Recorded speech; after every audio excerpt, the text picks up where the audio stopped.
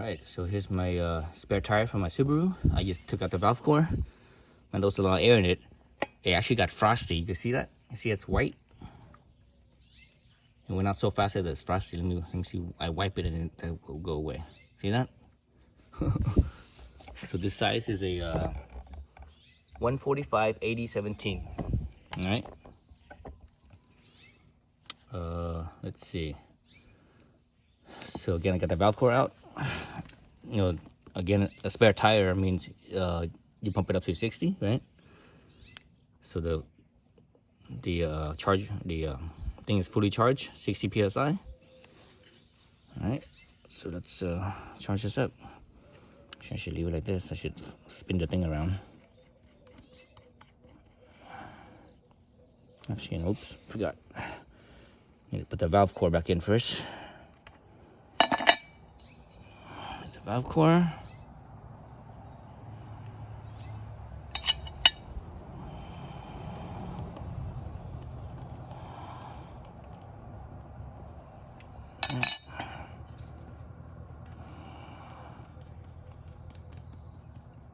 So the other one was what? How big was the other one? I can't remember now. I think it was 125. 125/70, I was thinking. I can't remember. Anyways, or 60, 16. Let's flip it around this way so you guys can see it. See the numbers, I should say. Oops, just turned off there. So 60, right?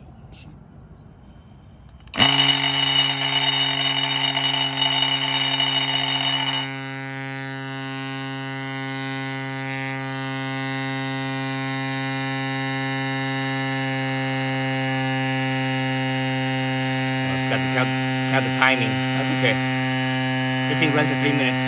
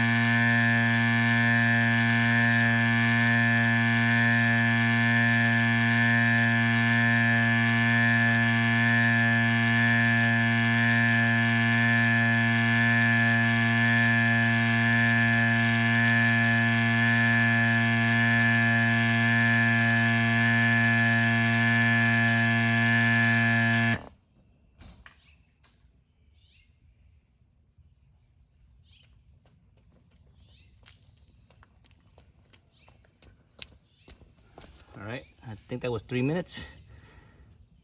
So let's give it a rest for a minute, just like I did with the other one. Actually, let's see how hot it is. 95, 96, 97, 98, 99, 100.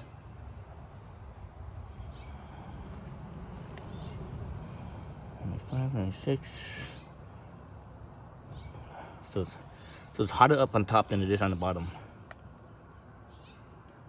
Yeah, upper 90s. Bottom is, this one's up mid 90s. Yeah, so a little bit warmer, a few degrees warmer up on the top half than this the bottom half. That's interesting. That's probably what whatchamacallit is, the what's it called, the pump. That's where the pump is. It's probably on that top half. I can't remember where it is. Come to think of it, I think the battery's down here.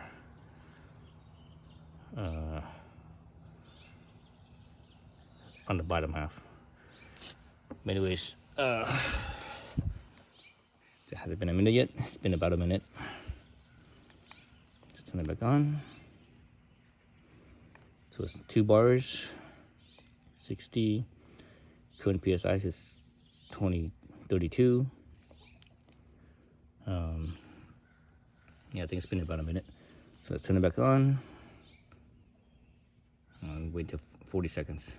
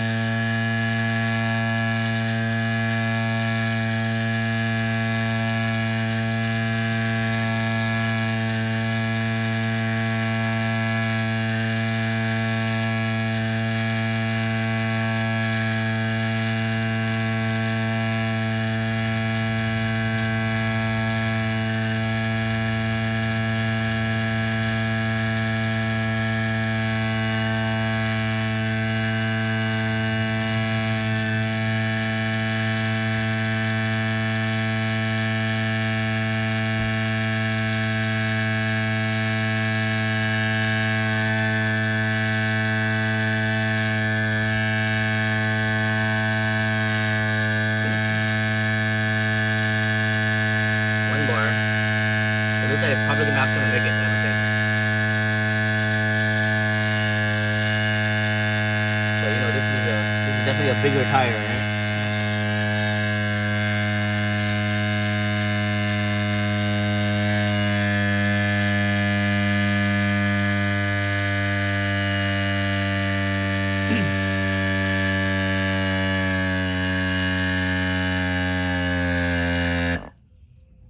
E10.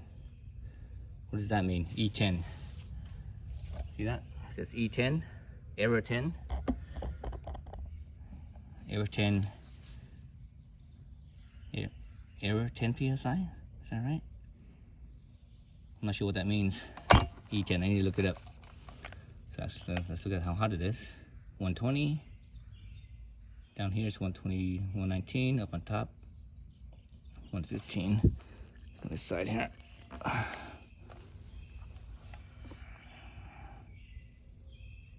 122, 123. So it's not the heat, but it does say E10. 117. Oops, 125, 126.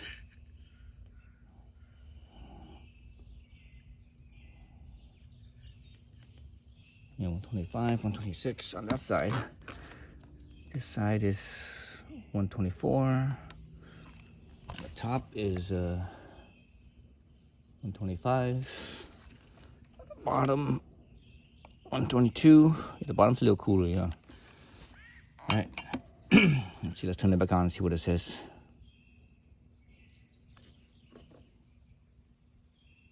Nothing. No more error. 47. E10. What the heck's E10? I don't know. Let's see if we could actually start. I think the owner's manual on this thing says that you should run it, start it first before you connect the valve. Oops, hot. Never mind. It's in a hot cycle. Now it's in a hot cycle. So anyways, the owner's manual says you should connect it first. Then, start it first, let it pump, start the pump first, then connect the valve when there's pressure in the tires. If it's higher up. If it's low, like I started with basically no pressure, right? So that's why I could connect it and start it. So anyways, let's look up what E10 stands for in the owner's manual and see what it says. Let's see, there's the box.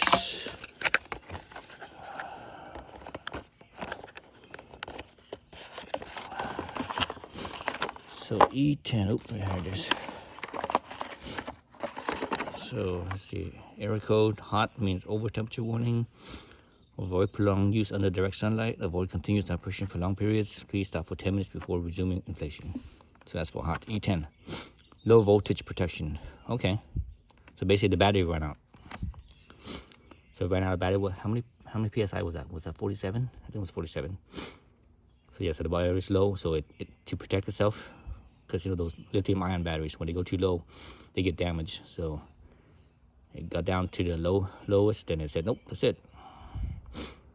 Stall protection, E9, pressure gauge fault, E8,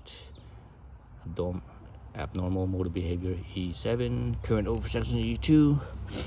So anyways, I stuck the pump in the refrigerator, actually in the freezer, to give it a chance to cool down. For like, I don't know, I'm gonna leave it in there for like 15 minutes or half an hour or something like that. Let it cool down. Then I'm gonna charge it back up again and continue. I think with the second charge, it should have enough power to pump the rest up. But anyways, so that's not for another couple hours. All right, so that's it for now. Be back in a second. All right, it's been several hours, so I'm back. I think it's fully charged and it should be cooled down. Let's try it's on still 60 psi. Let's try connecting this thing first and turning it on, see if it starts. I think Silca says once there's pressure in the tires, you should start the pump first before you screw it on. So let's see what the pressure is right now. 46, 47. So that's about how much it was when we left, when we last, when I stopped. So let's put this on right here. Let's see if it starts up. Yep.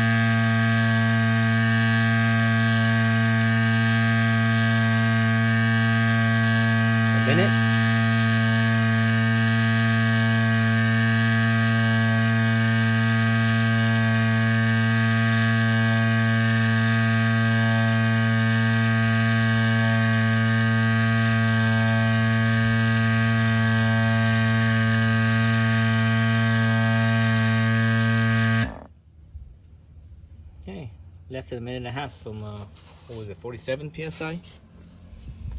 Oh, drop back down again. Again, I think because it's hot. Let me do one more time.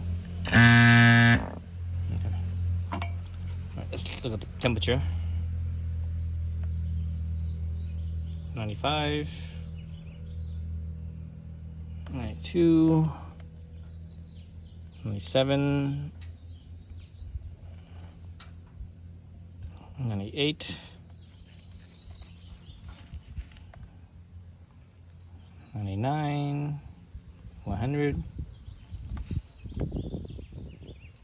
99. 100. So about 100.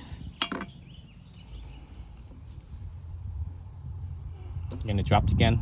That's because it's cooling down. That's why it dropped a little bit. Let me hit it one more time. Yeah.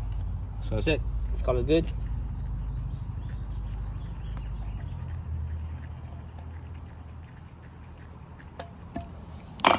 Yeah, so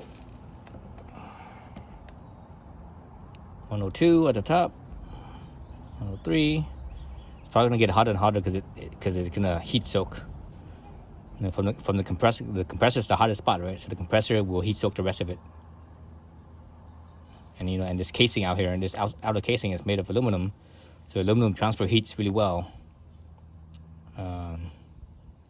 Versus, you know, plastic, like, you know, all the other brands, all the Chinese brands, the casing is all plastic, so they kind of hold heat, so they probably get hotter faster than this thing does. This thing, because it's able to dissipate heat pretty well. All right, so that's it. So it took more than one charge. It took two, you know, a little bit over one charge to pump up this size. Again, this size is a 145 80 17. So compared to the other one, the other spare tire was a little bit smaller, so it was able to do it in one charge. Anyways, so yeah, so that's it. So, you know, I'm pretty impressed with the Silca pump. Small little thing, you know, that it has a lot of power. It's you know, I have no idea how all those other pumps work. Like, you know, like the Sig Plus and whatever other brands. I have no idea. All those other Chinese brands, I have no idea. I haven't used any of them.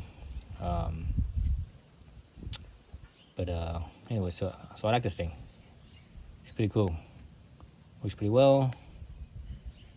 Nice and streamlined. I think I dropped it already. Let's see. Yeah, I did. No, is that it? Yeah, I did drop this thing already. Short distance though, only like a foot or so off the ground. But anyways, yeah, that's it.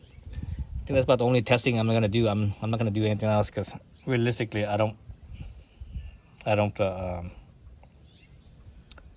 only a mountain biker, so I don't do road biking. I don't do cyclocross. I don't do gravel.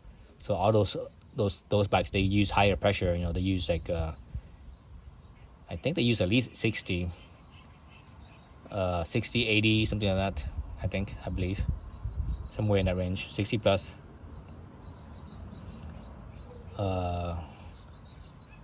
So yeah, so I would never, you know, besides a spare tire, I would never pump more than that. You know, using this thing for the most part, my mountain bike, because I'm a lightweight rider and I don't really jump and stuff like that. So on all my bikes, it doesn't matter if it's cross country, my trail bike, or my my enduro bike.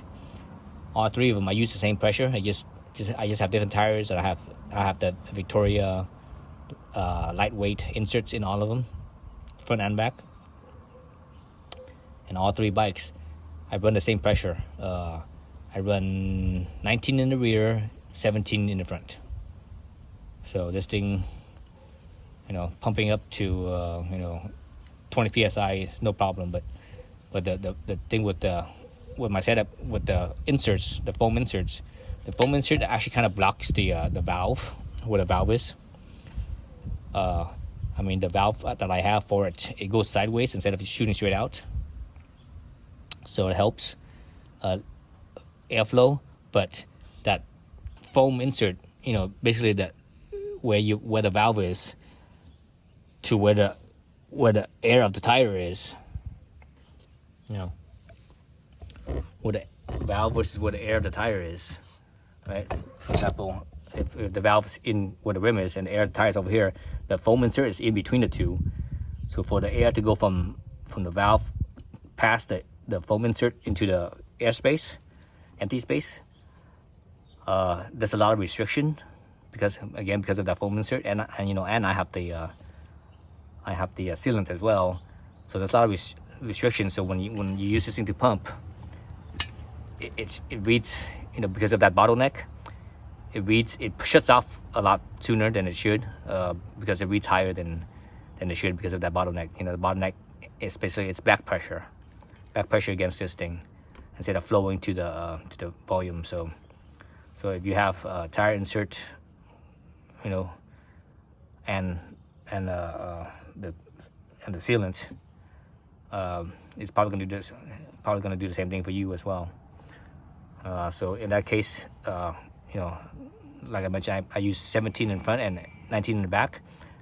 What I recommend is changing the pressure on this to higher, to at least 5 psi more, or if not more than that. Minimum, I would say 5 psi more. Then when it gets to, let's say for example, my back tire is 19, right? If I go 5 psi more, it would be 24. If I set this to 24, when it shows 24, it will shut off. Then it equalizes. Then it will drop down to about 19 or so, somewhere around there. So that's what I recommend you do. If you have the foam insert, like Cush Core or whatever, all those inserts and sealant. Again, it does cause a restriction. All right, that's it. Thanks for watching.